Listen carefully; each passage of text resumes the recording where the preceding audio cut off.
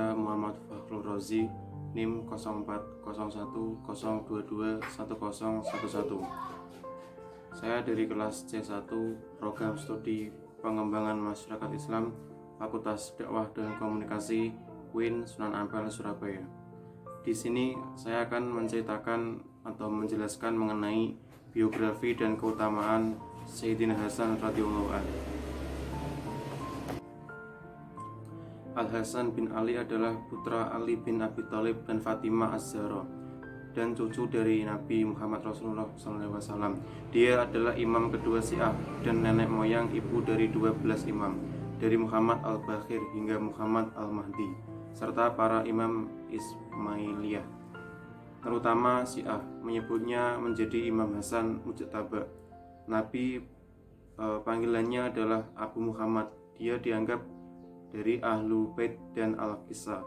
Menurut beberapa Sunni seperti Ibnu Katsir dan Ibnu Hajar, dia adalah khalifah kelima dan terakhir dari khalifah yang benar.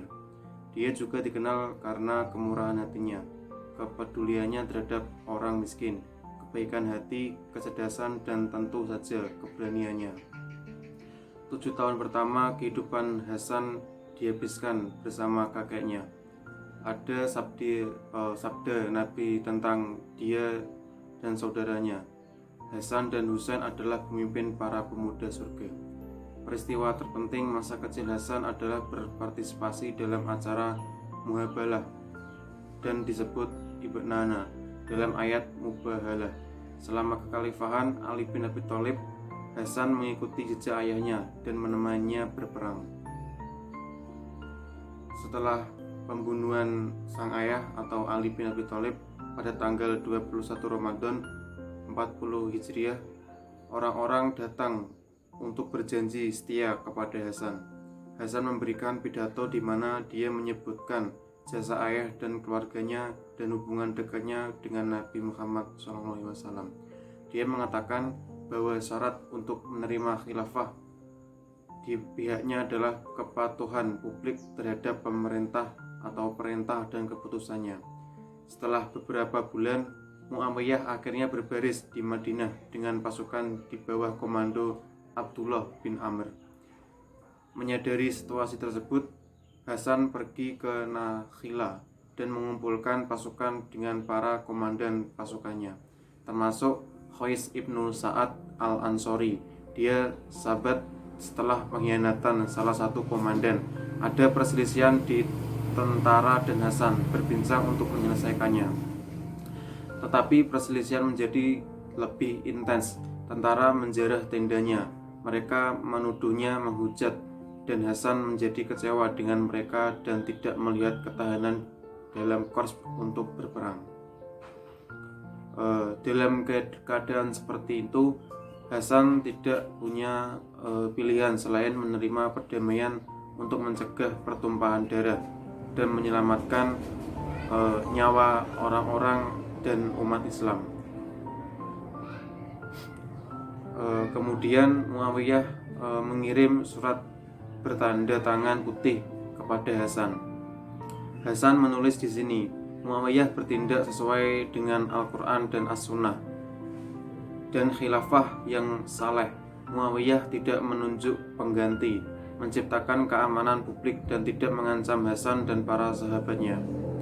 Akhirnya, dengan klarifikasi kondisi Hasan, perjanjian ditandatangani antara para pihak pada akhir paruh pertama tahun 41 Hijriah. Orang-orang Syiah percaya bahwa imamah Hasan bin Ali didasarkan pada hadis Nabi dan Ali ibni Abi Thalib dan sementara menegaskan perdamaiannya. Pengunduran dirinya dari posisi politik tidak membahayakan posisinya sebagai imamah, dan dia adalah imam sampai akhir hidupnya.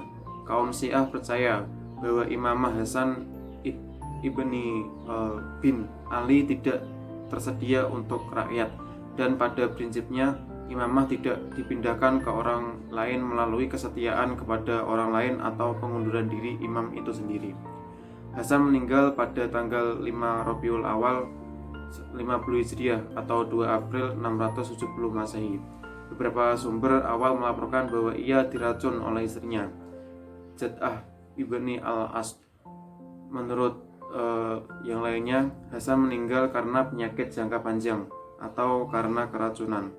Muammiyah dikatakan telah menyerahkannya dengan janji sejumlah besar uang serta janji pernikahannya dengan Yazid.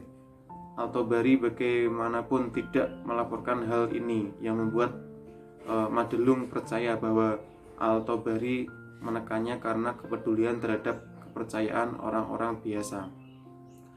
Hasan dikatakan menolak memberitahu saudaranya, yaitu Husain, nama tersangkanya, karena takut bahwa orang yang salah akan dibunuh sebagai pembalasan. Dia berusia 38 tahun ketika dia menyerahkan kekuasaan kepada Muawiyah, yang saat itu berusia 58 tahun. Perbedaan usia ini menurut Jafri menunjukkan kendala serius bagi Muawiyah yang ingin mencalonkan putranya, yaitu Yazid, sebagai ahli warisnya. Ini tidak mungkin, tulis Jafri, karena syarat-syarat yang digunakan Hasan untuk turun tahta kepada Muawiyah dan mengingat perbedaan usia yang sangat jauh. Muawiyah tidak akan menyangka Hasan akan mati secara alami sebelum dia. Oleh karena itu, menurut Jafri serta Madelung dan Momen, Muawiyah tentu saja akan dicurigai terlibat dalam pembunuhan yang menghilangkan hambatan suksesi putranya Yazid. Pemakaman jenazah Hasan di dekat jenazah Nabi Muhammad Rasulullah SAW adalah masalah lain yang bisa menyebabkan pertumpahan darah. Hasan telah memerintahkan saudara-saudaranya untuk menguburkannya di dekat kakeknya. Tetapi jika mereka takut akan kejahatan, maka mereka harus menguburkannya di pemakaman Baqi.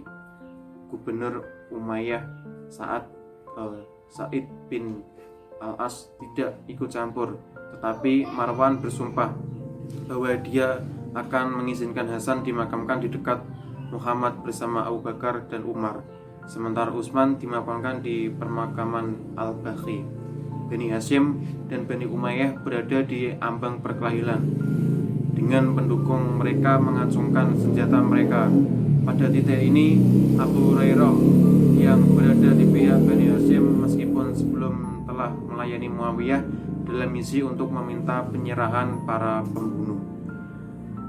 Utsman mencoba berunding dengan Marwan, menceritakan bagaimana Muhammad sangat dihormati Hasan bin Husain, maksudnya Hasan dan Husain.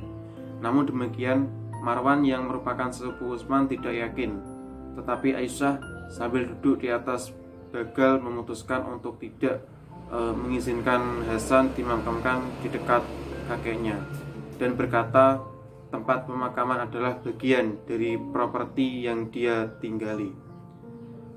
Abdullah bin Abbas mengutuk Aisyah dengan mengatakan, "Kejahatan apa yang kamu lakukan? 1 hari pada begal dan 1 hari pada unta, mengacu pada dia duduk di atas unta dalam perang melawan ayah Hasan di pertempuran Jamal." Menolakkannya untuk mengizinkan Hasan dimakamkan di sebelah kakeknya, meskipun mengizinkan ayahnya Abu Bakar dan Umar akan dimakamkan di sana, menyinggung pendukung Ali bin Abi Thalib. Kemudian Muhammad bin Al-Hanafiyah mengingatkan Husain bahwa Hasan membuat syarat dengan mengatakan, "Kecuali jika Anda takut kejahatan." Jenazah kemudian dibawa ke pemakaman Al-Baqi. Marwan bergabung dengan pembawa dan ketika ditanya tentang hal itu mengatakan bahwa dia memberikan rasa hormatnya yang kepada seorang pria dengan kesabaran menimbang gunung. Husain memimpin doa pemakaman. Makam Hasan kemudian diubah menjadi tempat suci dan sebuah kubah dibangun di atasnya. Kemudian dihancurkan oleh Wahabi 2 kali, sekali pada tahun 1806 dan waktu lainnya pada tahun 1927. Selama hidupnya, Hasan dikenal sangat cerdas, mampu menghafal hadis Al-Quran dengan cepat. Ia juga memiliki sifat yang lemah lembut serta menjadi sosok baru bagi umat muslim di zamannya. Ia mendapatkan julukan Karimu Ahli Bait atau keluarga Rasulullah yang paling dermawan. Itulah sifat-sifat dari Sayyidina Hasan radhiyallahu an. Teladan yang dapat kita ambil yaitu kita harus berusaha untuk belajar sungguh-sungguh agar bisa menjadi seorang yang cerdas, seorang yang bisa menghafalkan ilmu-ilmu Allah atau menghafalkan Al-Quran dan hadis. Selain itu, kita harus memiliki rasa yang lemah lembut kepada seseorang dan juga memiliki rasa yang dermawan kepada seseorang tanpa memandang seorang itu siapa dan orang itu atau memiliki kesamaan terhadap kita. Semoga kita semua bisa memimpin atau meniru sifat terbaik dari Sayyidina Hasan radhiyallahu anhu. Mungkin itu saja yang dapat saya sampaikan. Terima kasih atas waktu yang diberikan. Semoga bisa bermanfaat dan barokah. Bila ada kesalahan itu datangnya dari saya pribadi, bila ada kelebihan itu datangnya dari Allah Subhanahu wa taala. Terima kasih. Wal munafiq ila akum tarik. Assalamualaikum warahmatullahi wabarakatuh.